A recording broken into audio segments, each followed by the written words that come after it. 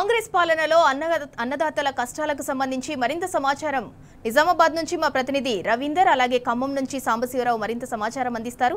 రవీందర్, మీరు చెప్పండి. ముందుగా ఆరుగాలం కష్టపడి పండించిన పంటను ఇవాళ రాష్ట్రంలో అమ్ముకోవాలంటే అన్నదాతలు ఇన్ని కష్టాలు పడాలా?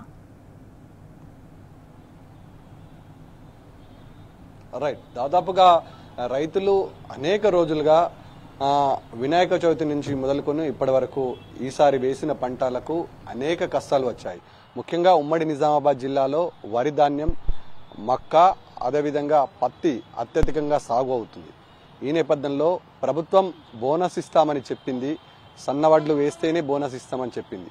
ప్రభుత్వం మాయమాటలు నమ్మినటువంటి రైతులంతా ఈసారి సన్నవడ్లను అధికంగా సాగు చేయడం జరిగింది.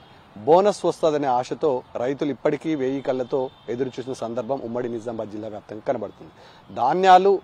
ధాన్యం కొనుగోలు కేంద్రాలకు తరలించిన రైస్ మిల్లర్ల నుంచి, అదేవిధంగా ఇక్కడ వనరుల నుంచి, అదేవిధంగా ప్రభుత్వ అధికారుల నుంచి నిత్యం ఇబ్బందులు పడుతున్న సందర్భం ప్రతినిత్యం చూస్తున్నాం.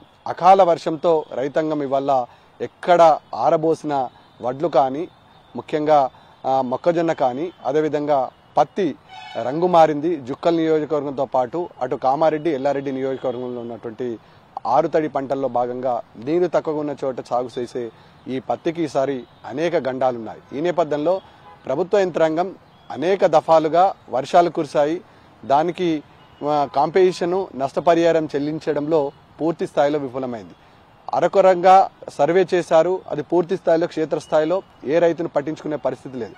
ఇక మంచిగా ఉన్న ధాన్యాన్ని కాటన్ మిల్లుకు తరలించే పరిస్థితి కూడా లేదు. రంగు మారుతుంది, నల్లగా అవుతుందనే నెపంతో పత్తిని వల్ల కొనే పరిస్థితి లేదు. మార్కెట్ యార్డుకు తరలించిన కనీసం మార్కెట్ యార్డ్ సిబ్బంది టార్పాలిన్లు కానీ, బరకలు కానీ దానికి సంబంధించినటువంటి చర్యలు తీసుకోవడంలో పూర్తి స్థాయిలో విఫలమైంది. ఇక వరి రైతుల పరిస్థితి అత్యంత దారుణంగా తయారైంది. మొలకలు వెళ్తున్నాయి. ఏ రైతును ఇవాళ ఉమ్మడి నిజామాబాద్ జిల్లాలో పలకరించిన దుమ్మెత్తి పోస్తున్నారు. ప్రభుత్వానికి శాపనార్థాలు పెట్టిన సందర్భం స్పష్టంగా కనబడుతుంది. ప్రభుత్వం బోనస్ ఇస్తామని చెప్తేనే సన్నవడ్లు వేసుకున్నాం. దొడ్డువడ్లకు దాదాపుగా సన్నవడ్లకు 1 నెల తేడా ఉంటుంది. ఈ పాటికి అకాల వర్షాల ఇబ్బందుల, ఒకవేళ దొడ్డువడ్లు వేసుకుంటే అకాల వర్షాల ఇబ్బందులు తలెత్తేవి కాదని ప్రభుత్వం సన్నవడ్లు ఇస్తే దాదాపుగా దొడ్డువడ్లకు సన్నవడ్లకు 1 మంత్ తేడా ఉంటుంది. ఎక్కువ కాలం సాగు చేస్తారు కాబట్టి సన్నవడ్లకు కొంచెం గడువు ఎక్కువ ఉంటుంది. 40 నుంచి 45 రోజులు టైం పడుతుంది. దాన్ని నమ్మినటువంటి ప్రభుత్వానికి నమ్మినటువంటి రైతుల వల్ల అత్యధికంగా సాగు చేశారు. ముఖ్యంగా బాన్స్వాడ, ఎల్లారెడ్డి పరిసర ప్రాంతాల్లో రైతుల పరిస్థితి అత్యంత దారుణంగా ఉంది. నిజామాబాద్ రూరల్లో ఇప్పటికీ మొలకలు వెళ్తున్నాయి. రైతులు పండించినటువంటి ధాన్యాన్ని ఎత్తే పరిస్థితి లేదు, మిల్లుకు తరలించే పరిస్థితి కూడా లేదు. ఏ ఒక్క రైతును పలకరించినా ఇవాళ రైతుల కళ్ళల్లో నీళ్లు సుడుల్లా తిరుగుతున్నాయి, ఇబ్బంది పడుతున్నాయి.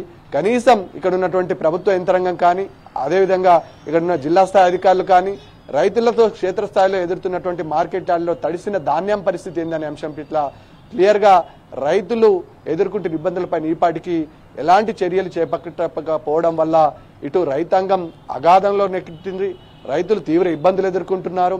ఏ రైతును పలకరించినా ఇవాళ కన్నీళ్లతో వేడుకుంటున్న సందర్భం స్పష్టంగా కనబడుతుంది.